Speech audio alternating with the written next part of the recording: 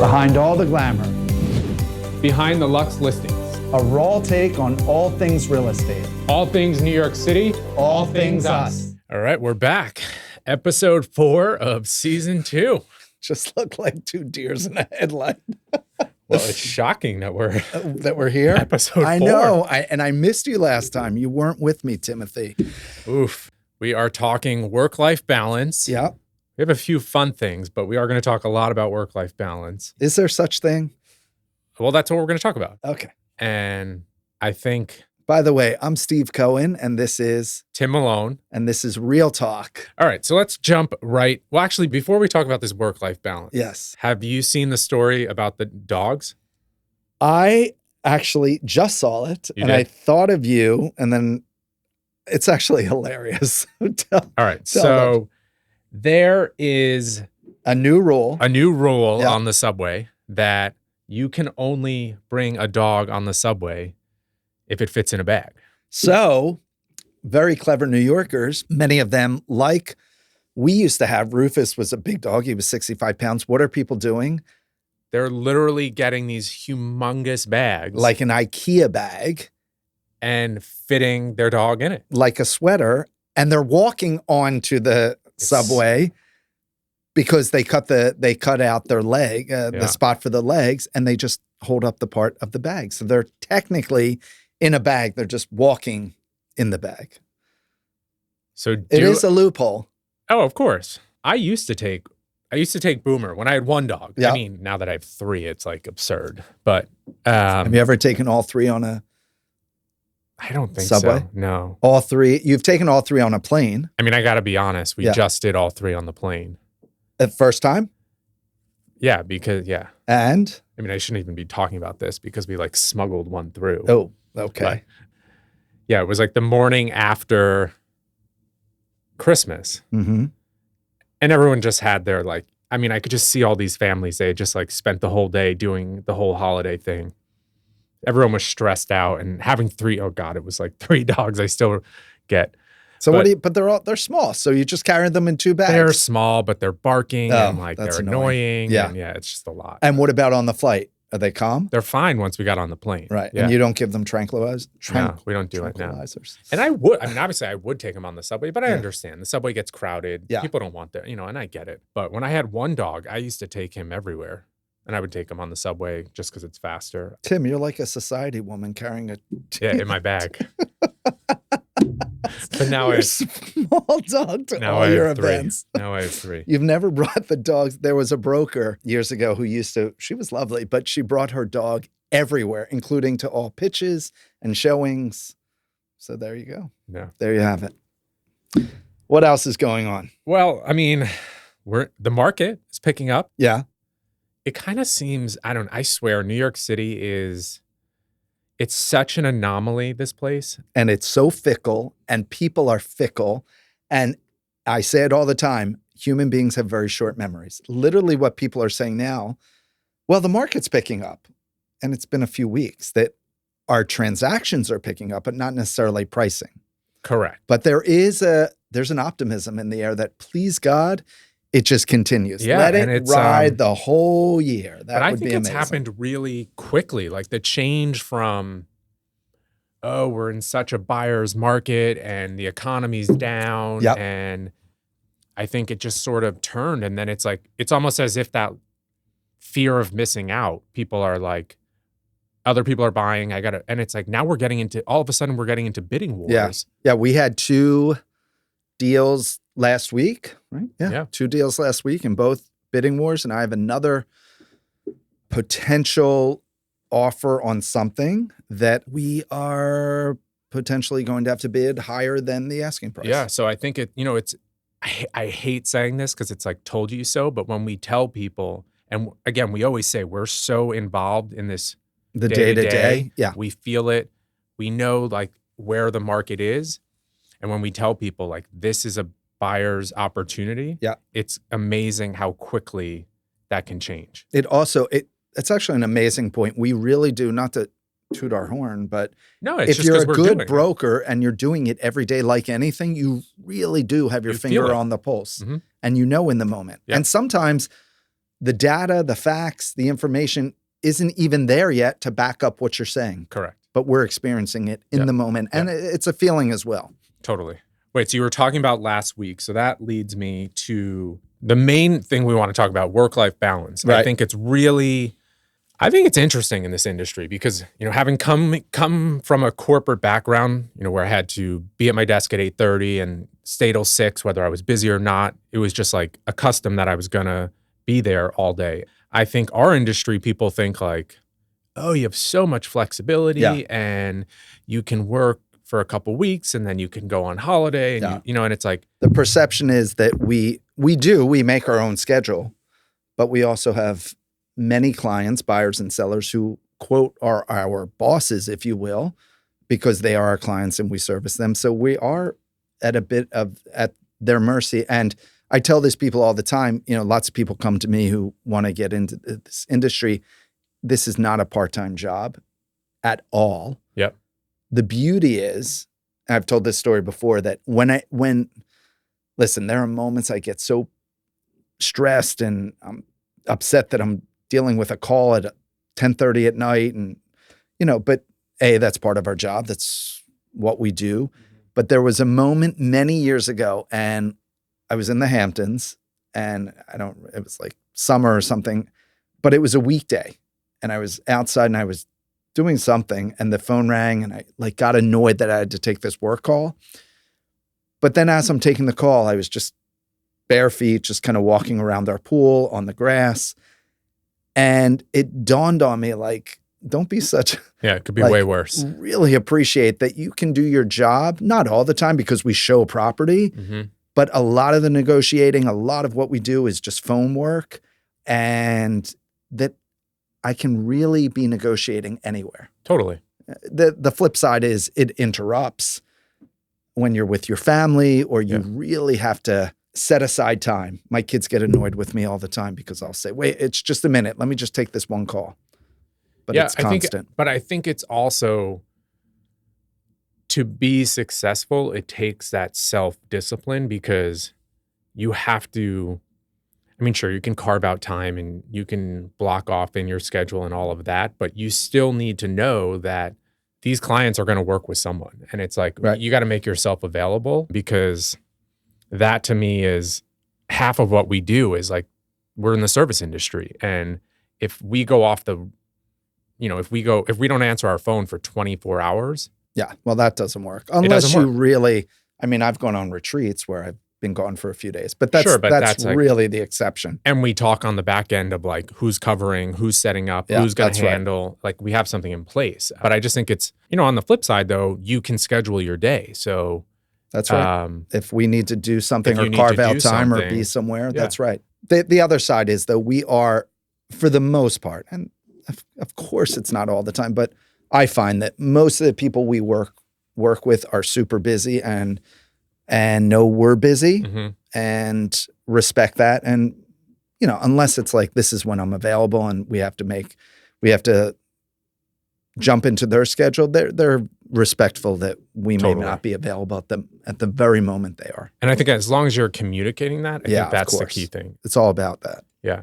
Have you ever, what's the longest you've gone off the grid? Well, this is old school. We don't do this anymore, but remember when we used to put an out of office message on our emails? So when I was in the early 2000s and single and used to go take a trip in the summer for 2.5, 3 weeks, I would put an out of office and say, I'm checking sporadically, but if you need immediate attention, and I'd put either another broker who would be handling it, or if I had an assistant, the assistant, but I really would. Would you ever put one of those up right now? I never. Does anyone do that anymore? You'd be surprised. Send out a mass email and you get the responses. That's true. We do when we send out mass emails. No, I don't do that anymore. But because like if I was trying to sell my car, and I like called this car salesperson, it was like, I'll be back in touch March 15th. I'd be like, all right, go on to the next person. Yeah, the difference is that we're working with people that know us. We have a team. Yeah, they text so many us. people can jump in. Yeah, our staff are handling our emails and making sure we don't miss anything. So, but would I put that up? Nope. Yeah, I wouldn't. Even if the only reason I probably wouldn't, because I would just have Kylie or Meredith reply immediately and just say he's not available. Right. But rather than have it on a mass email. And it is crazy because my friend of mine, Abby, just went on a silent retreat. Oh, really? For 6 days, which sounded amazing. I'm envious. And so obviously if I wanted to do that, I'd just let people know ahead of time. And then I still don't know that I'd put it out there. I'd just let someone personally reply to my email. Yeah.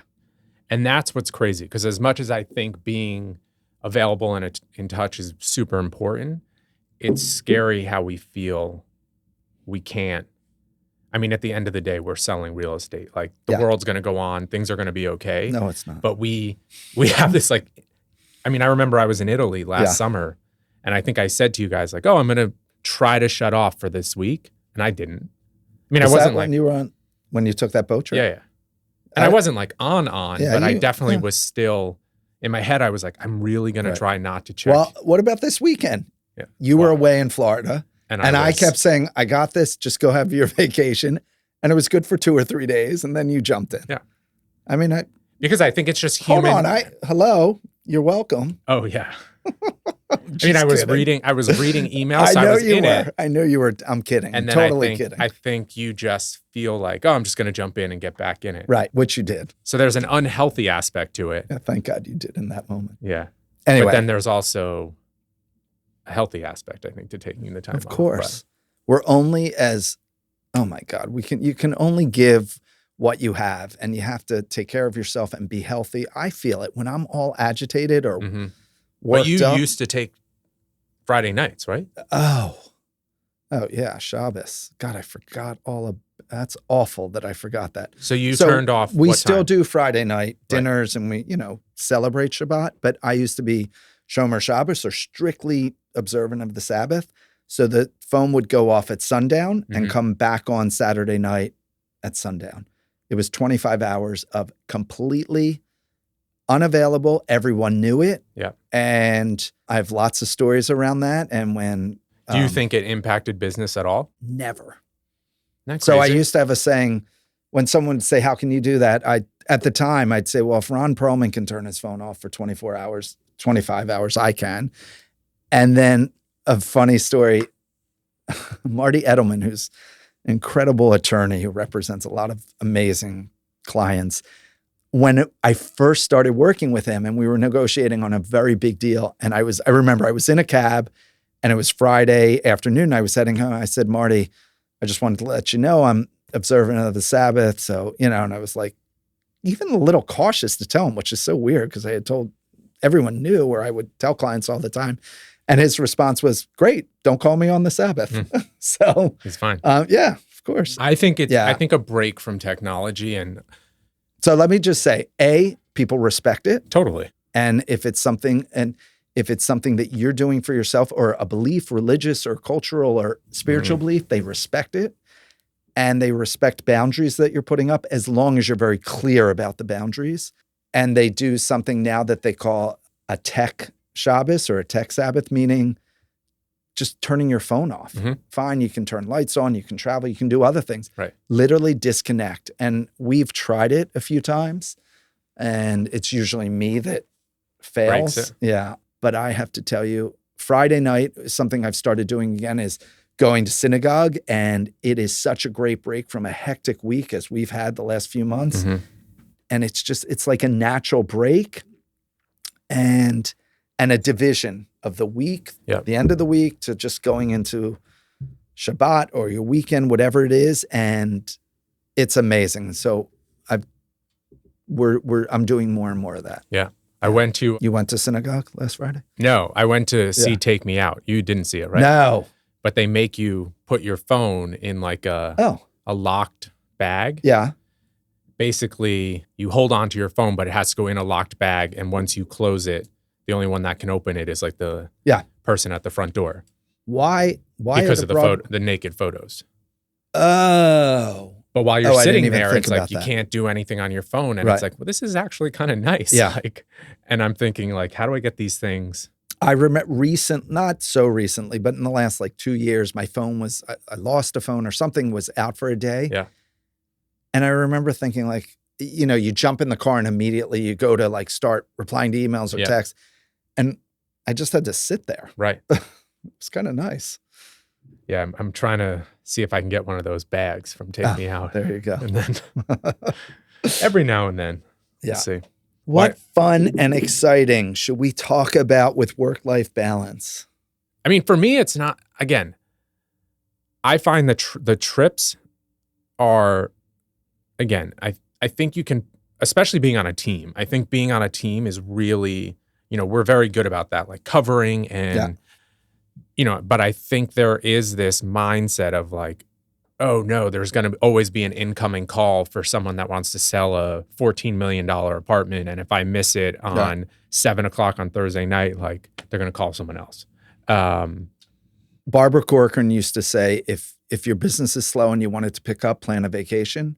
Because as soon as you plan a trip or going away, it gets busy. It's so true, right? Yeah. It's an energy thing. Listen, we're very fortunate. We all cover and handle each other, and we're all in each other's deals for the most part, so we understand what's going on and can pinch hit. And you mentioned the Hamptons. Like we both spend time in the Hamptons, in the city, and I think that work balance, especially because clients are in both places. That's right. So a lot of times it's beneficial from a social aspect and networking, but there's times where you'll be somewhere else and it's like, should I drive back to do that showing? Like where is someone handle it. Yeah. And I think those decisions are, on a case by case basis. Of course. I will say that going away, planning a vacation or being somewhere else, I think is the greatest for it's not just work-life balance, but it's almost like you're stepping outside of your life when you're away traveling or somewhere new. Mm-hmm. And you have a different perspective on your life at home and come back. For me, it's like thinking about like, when we go somewhere exotic or new or just seeing, even if it's like Kirk and I love, art and furniture and homes and like finding new things that we can bring back to our home. Even that, it's like different ideas and exposing yourself. If you're like in South Africa and you see something that's a trend that's going on there that maybe isn't in the States yet. Here, that's exciting and artistic and stimulating, and then you can bring it back home. And I also think it energizes you, which eventually helps business. Yeah, and just makes you more well-rounded. So I completely agree. And I think the other benefit, I mean, we've said it, but having the support of a team really plays into work life. At this point, I can't imagine doing this as a standalone, because I think having the team and knowing that there's always that option for someone to cover or someone to fill in or step up is always usually pretty beneficial. All right, so I'm going to shift gear. Well, before I do, I want to ask you a question. Yeah. So if you could travel anywhere this year, where would I go? Yeah. Is there somewhere new or exciting, somewhere you've never been? I mean, I'm not going to do it this year, but I kind of want to go to Asia. I've been to India, but I think I want to go to either China or Japan. Right. Just because I think it would be pretty fascinating. So that's probably in the very near future, not this year. But yeah, I think for the same reasons of what you were just saying in terms of really like challenging my mind, culture, art, food. I think China right now is just super interesting. Yeah. So, yeah. Mine would be Bali. Okay. Which we've talked about for years going, but for whatever reason. Both are Yeah. hikes. All right. So let's talk about keeping emotions between the lines, keeping emotions in check, which I think that nowadays everyone's on this heightened agitation, if you will. I'll speak for myself. I certainly am. But that I jokingly said to someone the other day, my base emotional line is annoyance and agitated, or annoyed and agitated. But keeping emotions between the line, which is something I think we're really good at, and I think clients look to us for it, is I say to people all the time, we'll tell you when to panic in a deal. And it's our job. We've done this so much, we can't forget what each person's going through and walk them through and be with them. Obviously, we have some people that are seasoned and have bought and sold numerous places and are, not emotional or don't get emotional.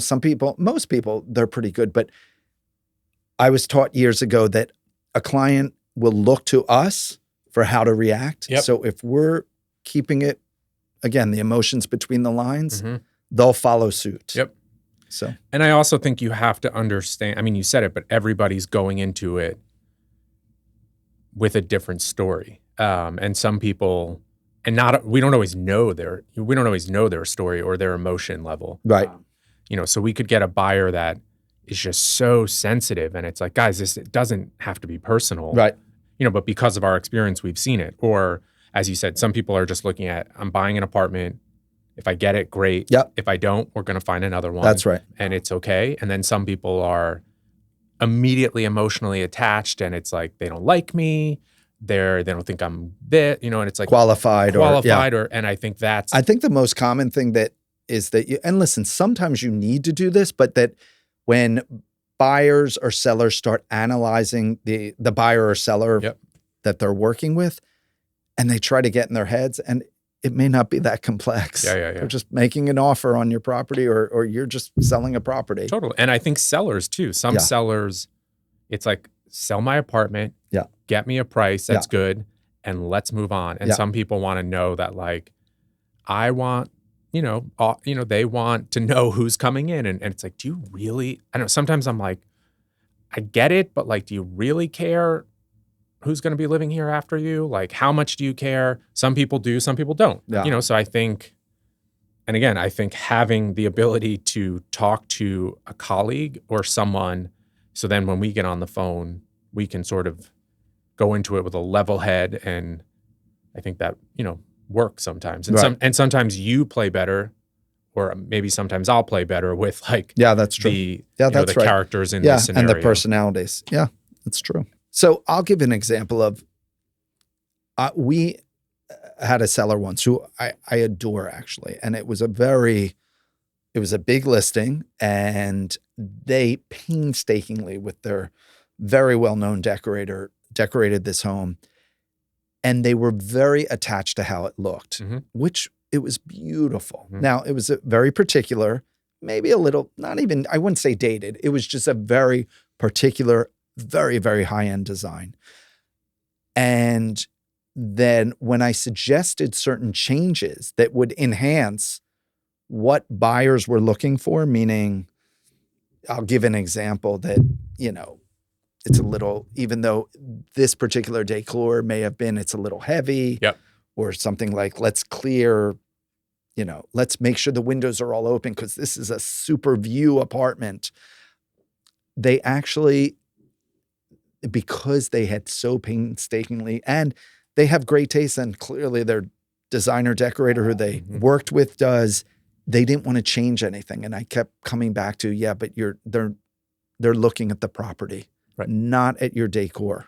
And that was just something we had to deal with. Thank God, it worked out. We sold it. But again, something like that is very specific. Yep. I mean, and we always say, like, neutralizing an apartment helps sell it. Yeah. So do you think you could have garnered a better price or done it faster if I think way?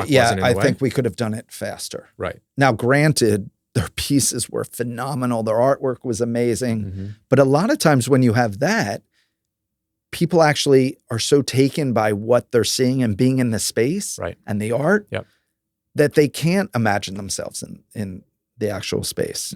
It's sometimes easier to have it a little bit, as you say, more neutral or raw. Right.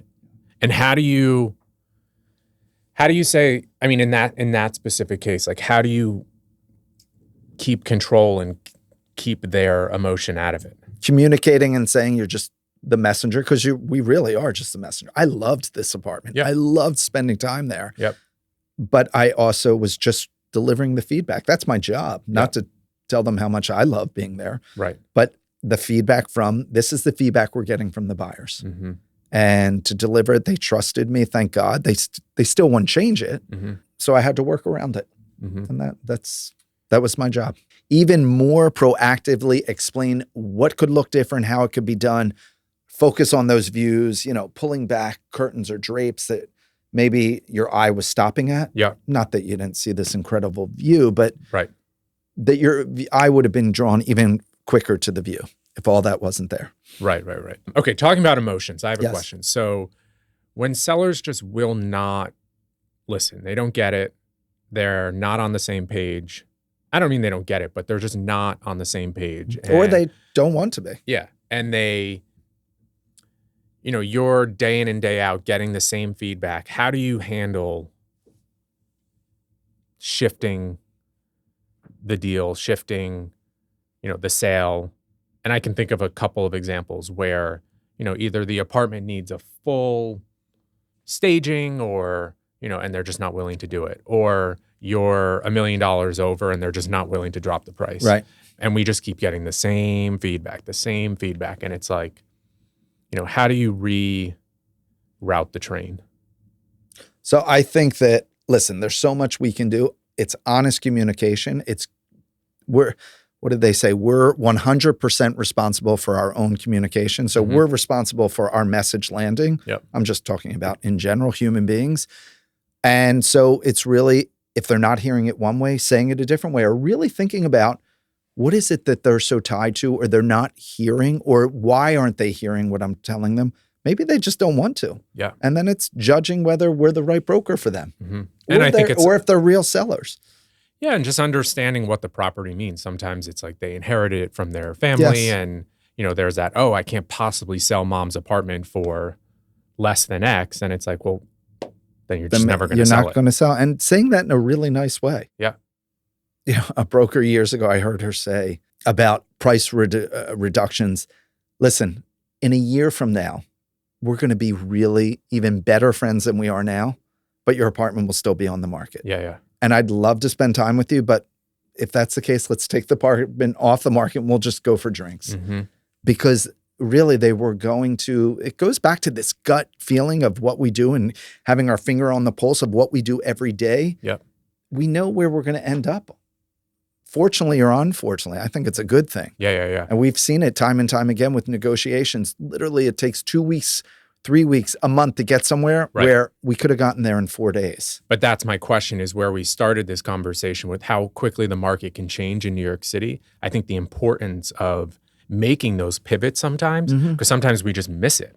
And it's like, had we just dropped the price to, 5% lower, Of course. we would have. You don't want to be chasing the market down. Exactly. And that's listen, but you can understand it. It can be emotional. People are tied to an idea that they have. Have you ever hung up the phone on someone? Have I ever hung up the phone on someone? Or just been so mad or frustrated? No, frustrated. Yeah. I mean, you've heard me get frustrated. That's the emotion between the lines. Yes, I get frustrated. Yeah. And I think people can start to hear it in my voice. Yeah.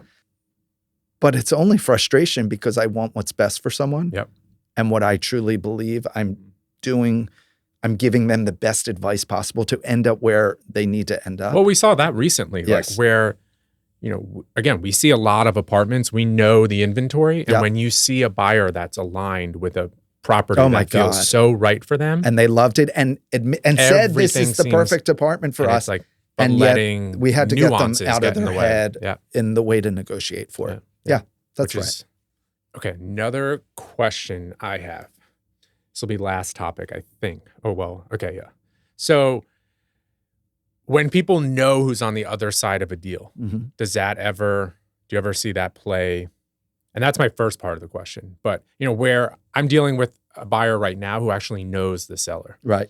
And we only learned of it because Pictures they saw in the photos, place, and they actually were pretty close. Oh. So I think now we have an added layer to the negotiation, because it's like, definitely. I want to get the best deal, Right. but I don't want to offend this person. Right.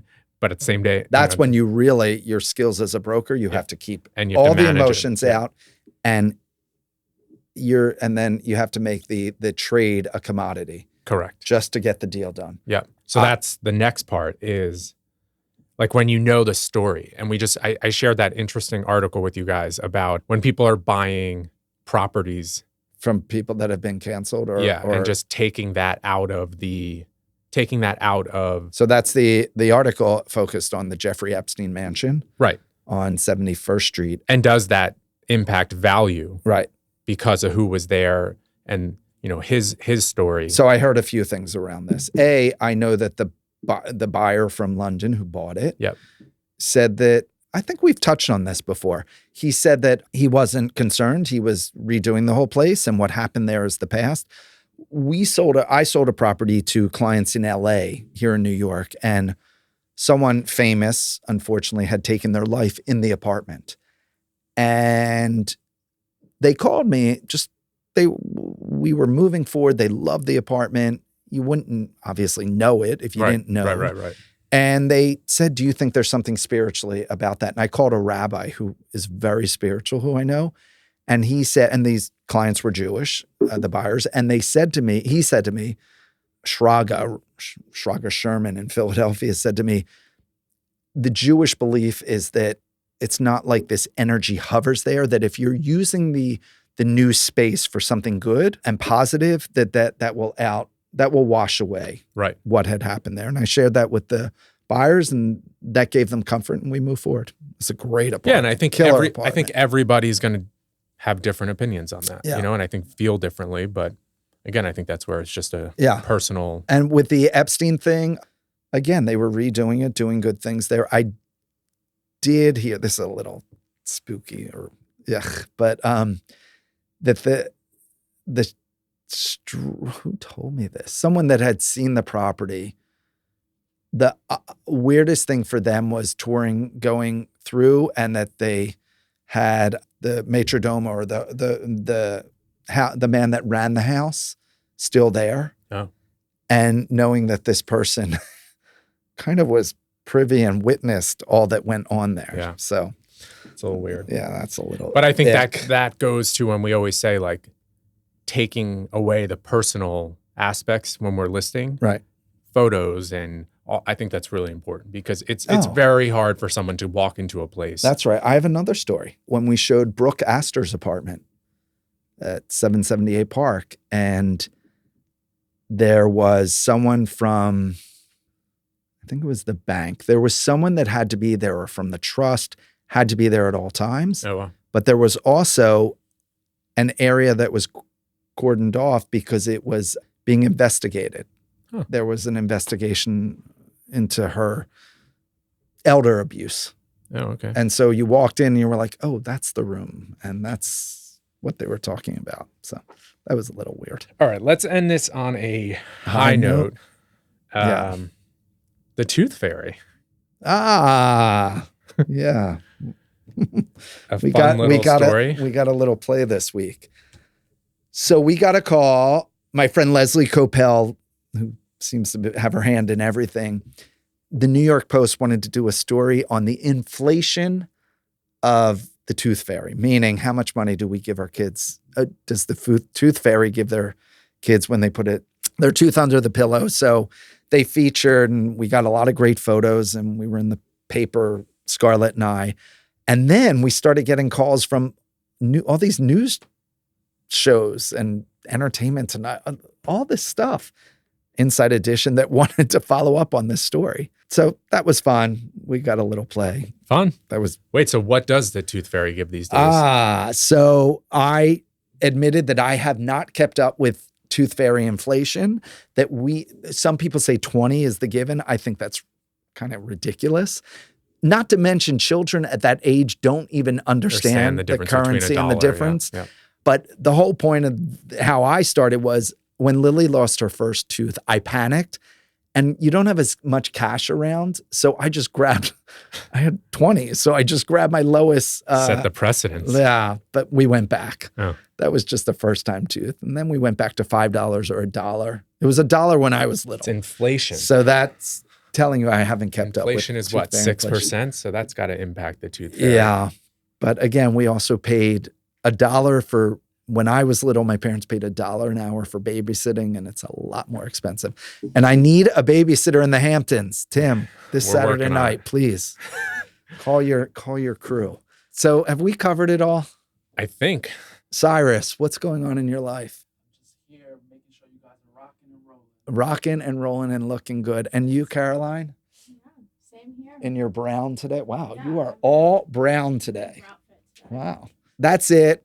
let's wrap this. You have to get out to the Hamptons to your family. I'm Work-life going to balance. Work-life balance. It is the kids have off because of President's Week. President's Week. And so I'm going to head out there now. Although I have to admit that 2 days alone in the apartment, there is something really nice about that. So anyway, not that I don't miss my family. That's what we've got. Let's wrap this. Thanks for tuning in. If you want to follow us, ask questions, comment, I'm at Stephen Cohen NY on Instagram. And I am at Tim P. Malone NYC.